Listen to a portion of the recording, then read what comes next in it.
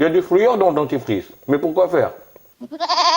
Le fluor, ou fluorure de sodium, est un élément chimique qui rendrait l'émail plus résistant et combattrait les caries. Ce qui est inquiétant, c'est qu'il est connu depuis longtemps comme un neurotoxique, provoquant des troubles mentaux, des pertes de la mémoire et d'autres problèmes cognitifs et nerveux, car il inhibe la synthèse de la glutamine à 100%. C'est l'un des composants du gaz sarin d'ailleurs. On sait donc maintenant qu'il est très dangereux d'en ingérer. Et c'est officiel dans certains pays comme la Belgique. Il serait aussi dangereux que l'arsenic ou le plomb. Mais on nous conseille de nous brosser les dents 3 fois par jour avec d'ailleurs, sachant que les gencives sont une voie d'administration parfaite pour un neurotoxique. Les nazis mettaient du fluor dans les réserves d'eau potable dans les camps de concentration. Vous pensez qu'ils s'en faisaient pour la santé des prisonniers? Le chimiste Charles Perkins a démontré que des doses répétées de fluor, en quantité même très minime, agiraient comme certains narcotiques en forçant à la soumission, une sorte de lobotomie légère.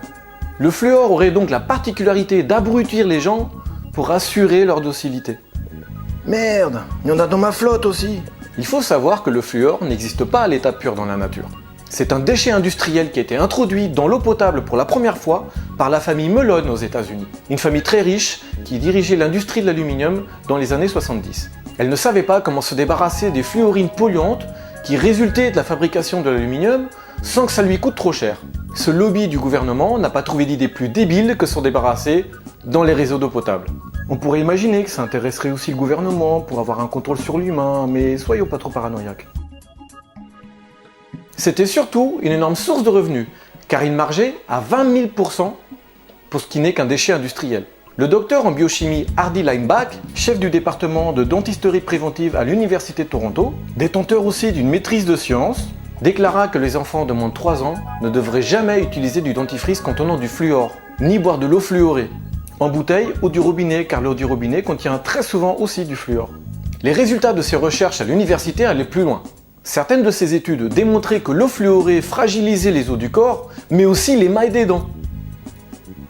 Bon, n'allez pas taper sur votre dentiste, ils ne font que répéter ce qu'on leur dit depuis 50 ans de désinformation. Ils sont bien intentionnés, mais ne sont pas formés en toxicité.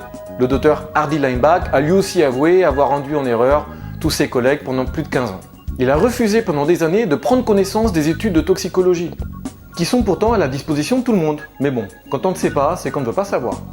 Bref, sans rentrer dans des thèses complotistes, je pars du principe que si sur Terre on ne trouve pas de fluorure de sodium naturel à l'état pur, il n'y a pas de raison pour que j'en ingère. Je vous suggère d'acheter de l'eau ne contenant pas de fluor, lisez les étiquettes, il ne faut pas qu'il y ait ces mentions. Pour sa présence dans le dentifrice, il est possible, je dis bien possible, que le fluor combatte les caries. Mais il est aussi possible de se brosser les dents avec un dentifrice naturel et inoffensif. Vous les trouverez en magasin bio ou boutique diététique. Merci d'avoir regardé cette vidéo. Si vous l'avez aimée ou pas, dites-le avec un pouce vert ou un pouce rouge. Si vous pensez qu'elle mérite d'être partagée, partagez-la.